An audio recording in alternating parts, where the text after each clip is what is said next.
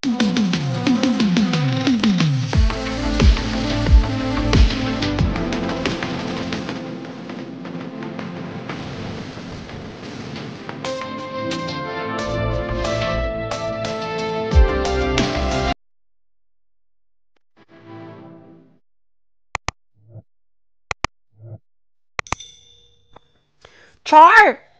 Hello mga kababayan, this is Brian. You are watching again Short Event for our today's short episode. Ayan, tayo po ngayon ay nasa Rouge Park.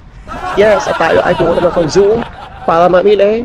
Kung tayo mamimili sa supermarket namin guys, dahil sobrang mahal ko. So ngayon po ay Sabado, 2:30 na po ng tanghali at kadagaling ko na ng duty. So tayo ngayon ay pauwi na. Yeah, sabi ko sa inyo, papakita ko sa inyo paano ko umuwi. Maglalakad tayo pa uwi. Pero before that, tayo muna ay maglalakad ako ng supermarket. Let's shop. Wow. Shop. Ayan. So, samahan nyo ako mamili. Mag-usap-usap tayo. Maghanap sa buhay. Ayan. Dahil ang daming nangyari ngayong linggo. Nakakaloka. Talaga nag-attitude na tayo. Malala for today's video. Oo. Kapag kayo ay nasa katwiran, paglaban nyo talaga ang katwiran ninyo. Dahil Diyos ko, hindi tayo pwedeng papaapi. Yeah. Ayan. Ano ko sinabi? But of course, ayan, before anything else, if you haven't yet subscribed, and if you are new to this channel, please help me to reach 12,000 subscribers. Maraming salamat po sa lahat ng mga patuloy po nanonood at mga kasama nga hindi po nag-i-skip ng ads sa mga videos na ginagawa natin, sa mga nag-message na finally nandito na sa Croatia. Congratulations sa inyo guys at sa maraming salamat po. So, ito na guys. Ayan, simulan natin ang ating vlog. Short vlog lang naman to. And as you can see, sa panahon ngayon, grabe, sobrang init. Pero mayroong paparating na bagyo. Kaya sa weather forecast, 5 araw yata maulan dito ngayon sa Dubrovnik. So baka mamayang gabi, Jumulanis Morissette na siya.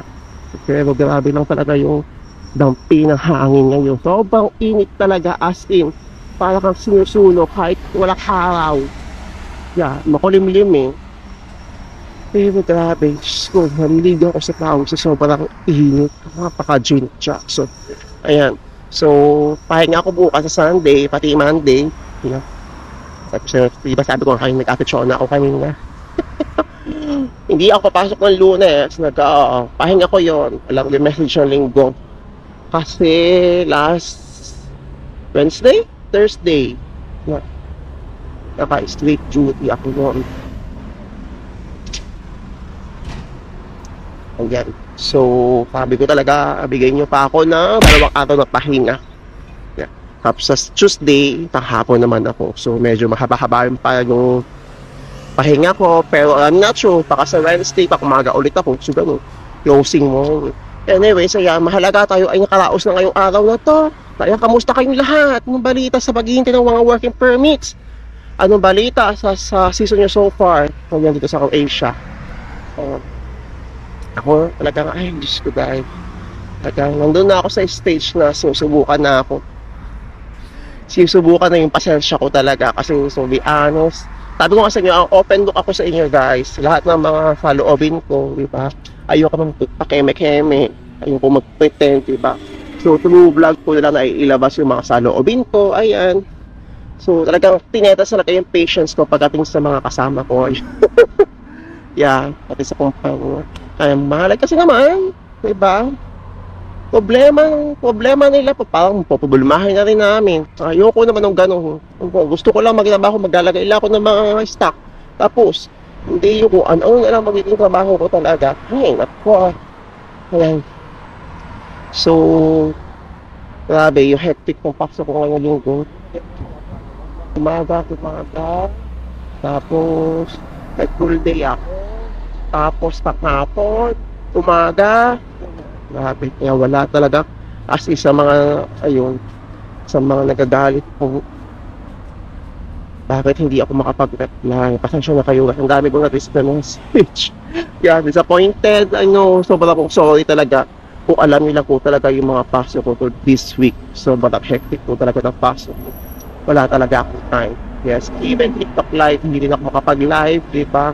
Kasi wala talaga akong time. But I will do my best na makapag-reply sa inyo this Sunday. I'm not sure Kung hindi kasi maulan bukas, meron akong mga balak gawin sa all time. Diba? Wala talaga ako pahinga. Kasi kailangan ko pa rin pagtuunan ng fans yung channel natin, mga platforms natin. Yeah.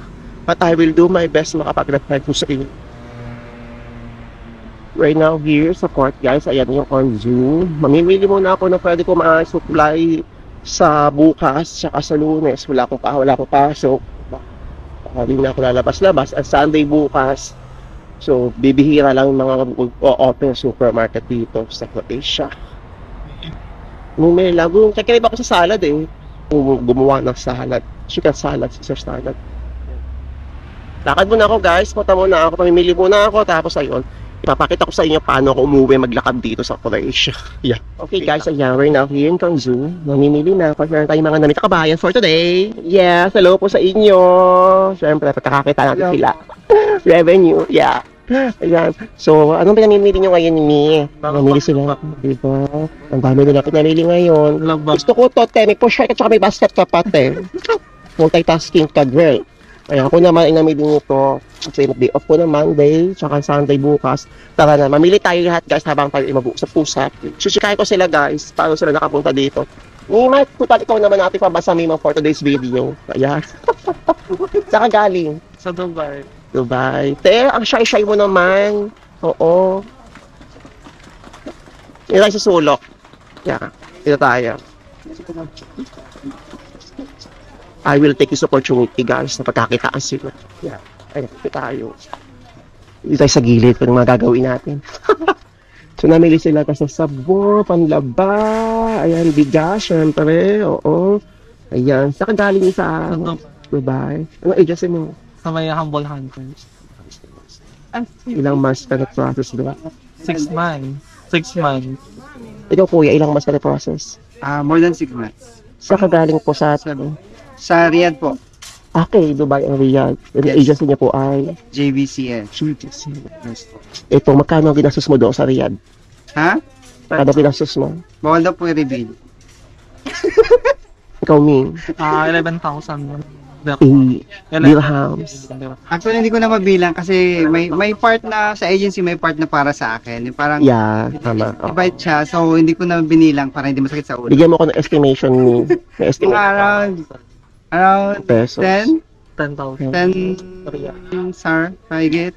Ikaw, te. 11,000. Te, grabe. So, this is your third day? Fourth day? Yeah, Akin third. Third day. Parang lutang pa ako kasi pinapunta ako Makarsh ka para sa police. Tapos pagdating doon, pinabiyahe ako dito ng almost 4 hours. So, lutang Well, dumati kayo na peak season eh. So, gamit na gamit kayo ngayon. duty agad. Mag-ipon kayo ng energy. So, how's your experience so far? Ang ganda ng Croatia. Maginit?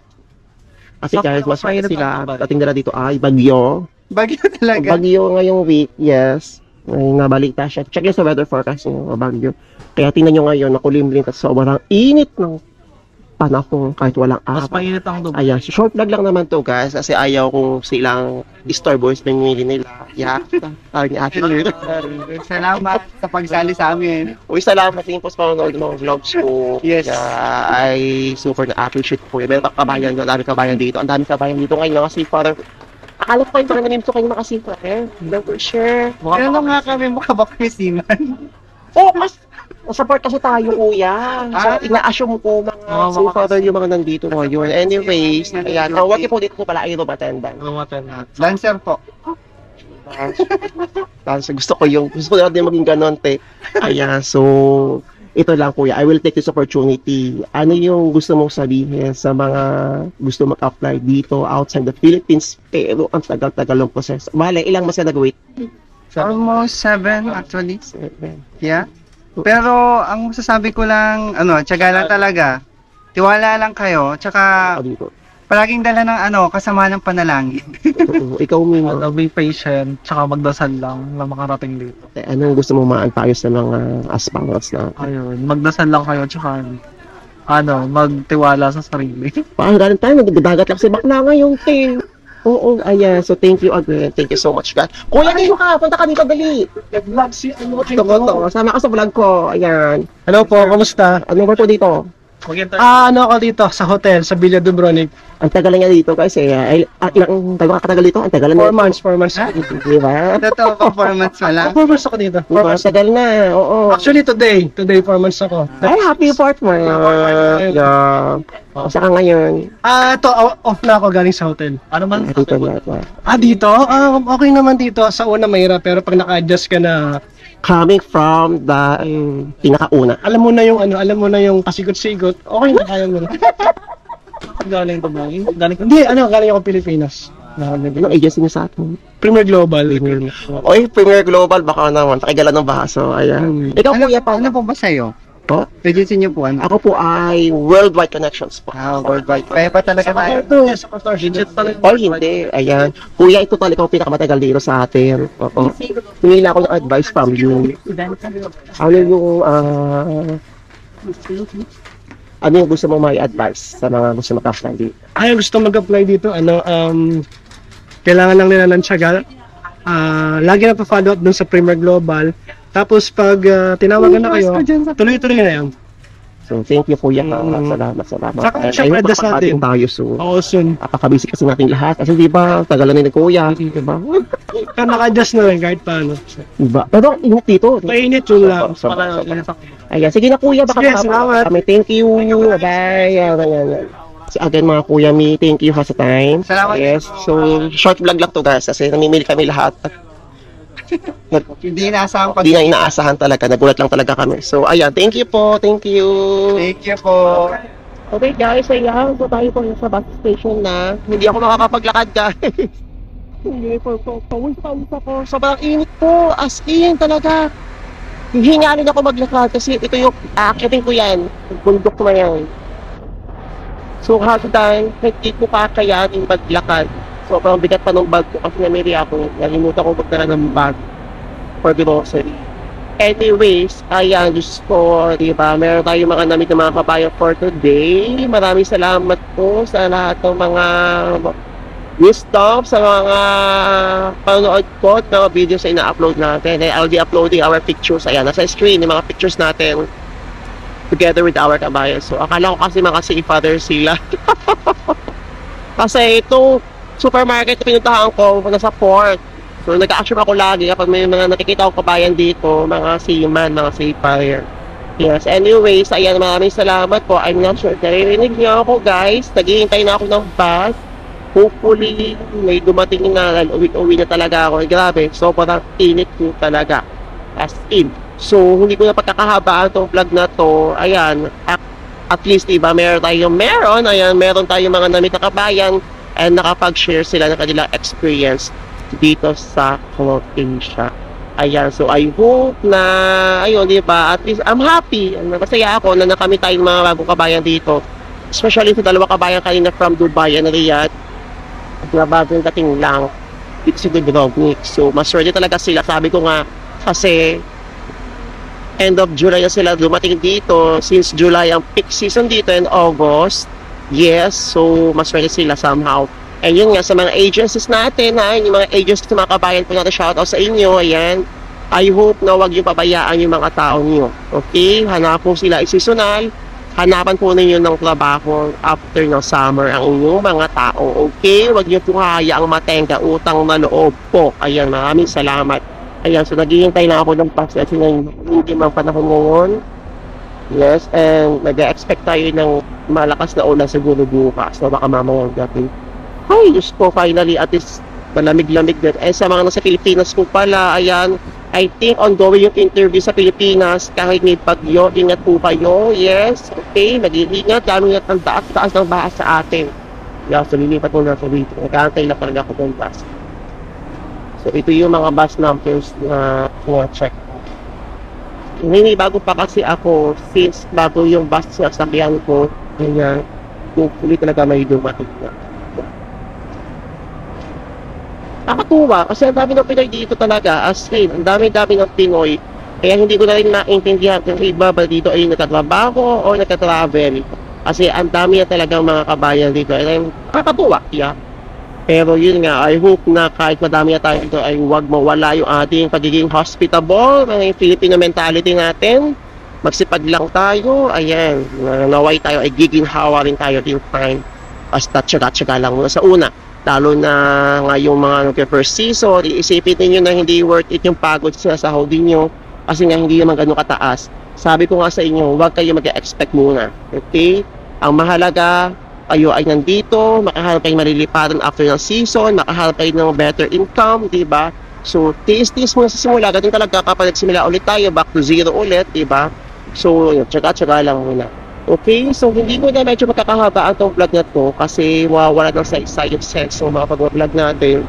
And I think enough na naman yung nakapag-share ng experience ng mga kabayan natin dito sa vlog natin. So maraming salamat po ulit sa inyo guys. And ayun nga, I hope na magkita-kita po lahat tayo dito sa Croatia. And ayun, hopefully talaga ay mag-pursue ninyo lahat ng mga kakalap po sa buhay.